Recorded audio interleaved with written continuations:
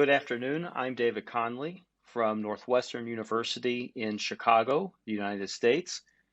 I want to thank the program organizers and Dr. Ahmad Ibrahim for the invitation to present here at this conference. I also want to thank Dr. Ramon Calza for the original invitation. I'm going to speak this afternoon on endoscopic dacrocystorhinostomy. I will cover the indications, the surgical technique, and reasons for failure.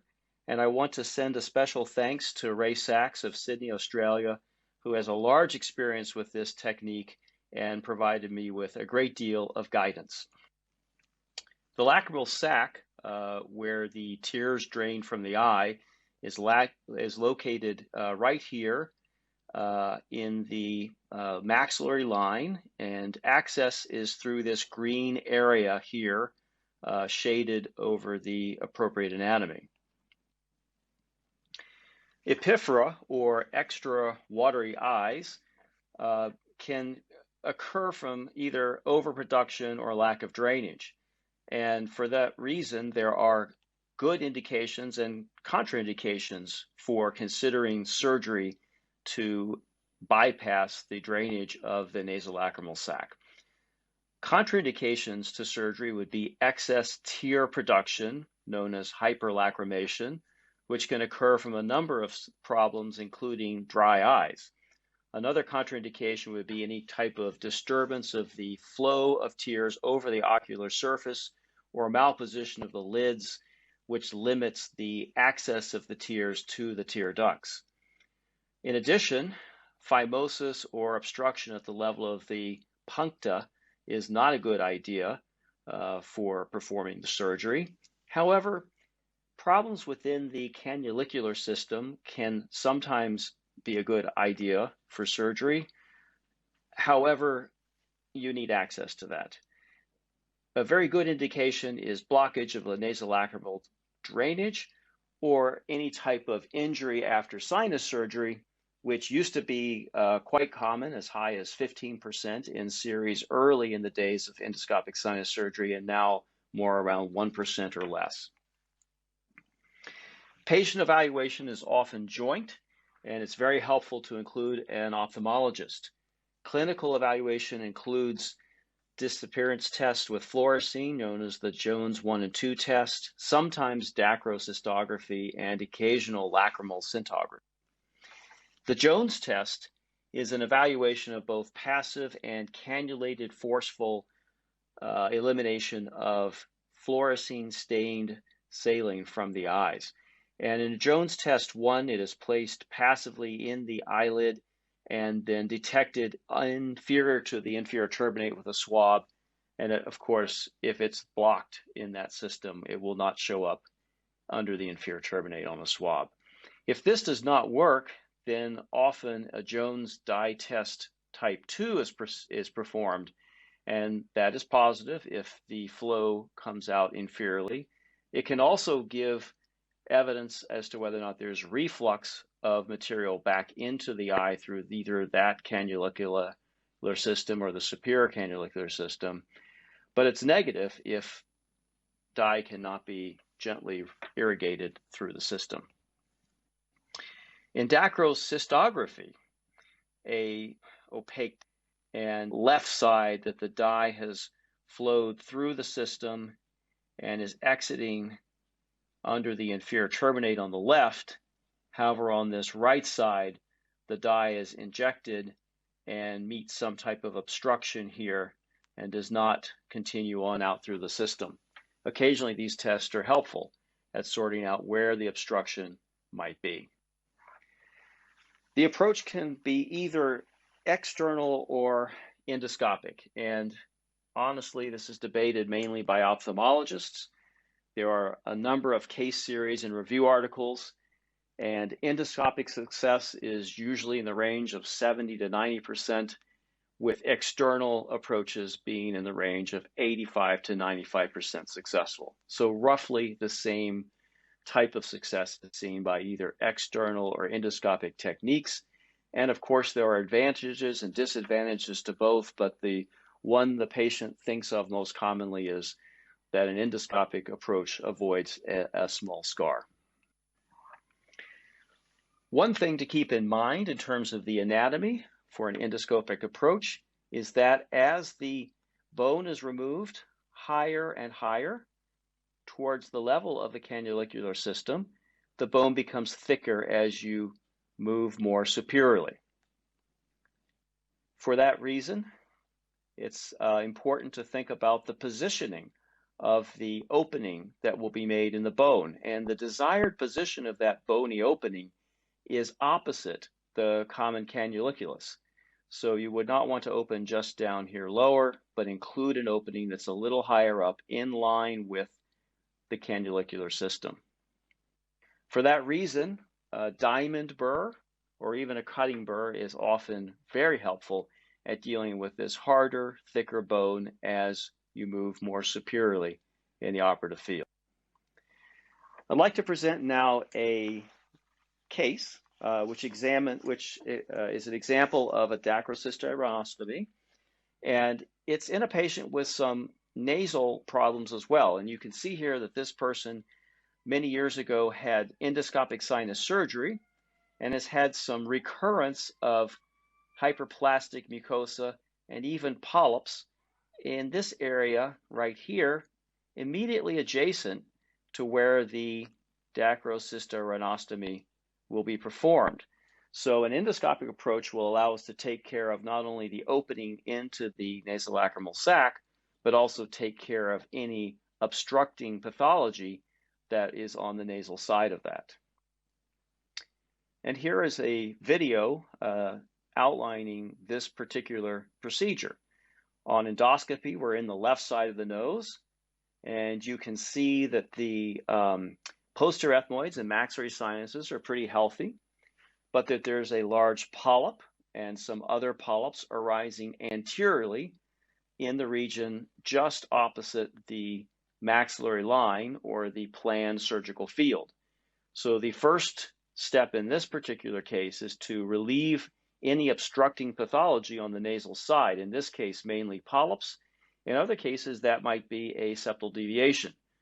So little bits of the hyperplastic mucosa and leading edges of that middle turbinate are removed, and that exposes the maxillary line. After elevation of a flap, a kerrison rongeur can be used very quickly here to remove the lower portions of the maxillary line or the bone that overlies your target for the sac.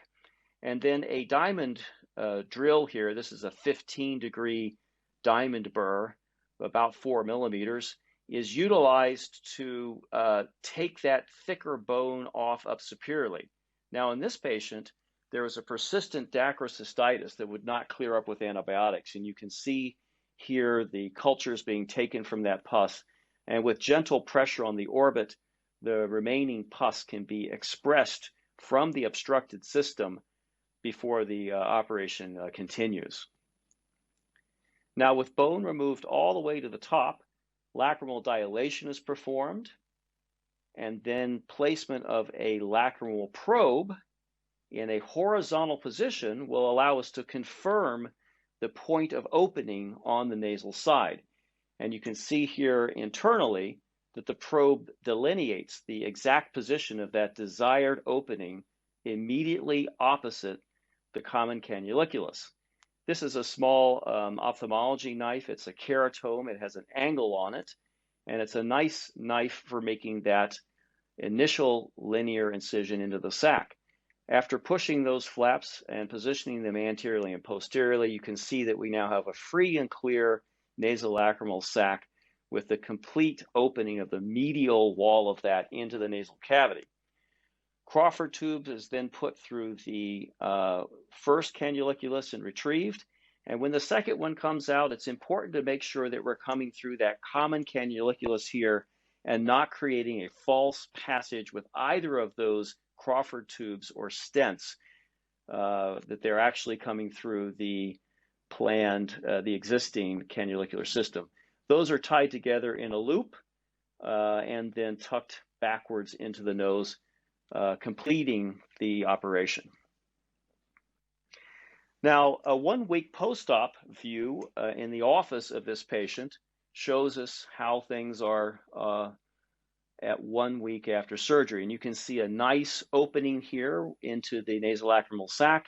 And when the patient blinks, you can see those two Crawford tubes coming out as they should through the common cannuliculus and into the nose.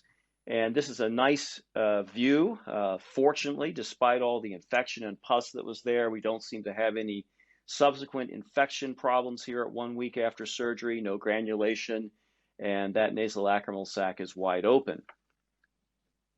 Now, conversely, there are occasionally anatomical variants of the cannulicular system. And sometimes, instead of having a common cannuliculus, there are two cannuliculi that enter the sac. And here's a patient who's about 3 months out from surgery. I'm having her blink, and as she blinks, you can see that there are two cannuliculi that open up into this widely open nasolacrimal sac and DCR into the nose.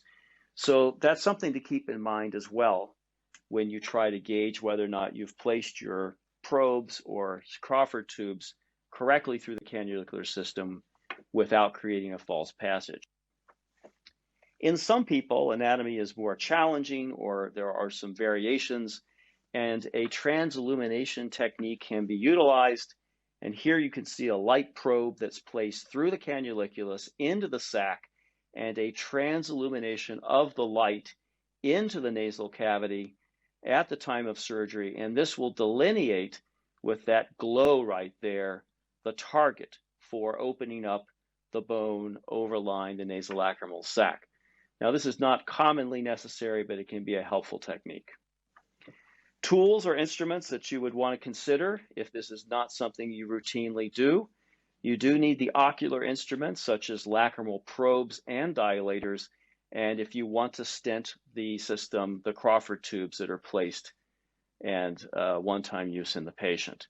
Also, our usual endoscopic instruments, including elevators, drills, and a kerrison rongeur. And it's very helpful to use a 30-degree scope so that you get a bit of an angled view over laterally and can actually see inside the nasolacrimal sac once you open it up.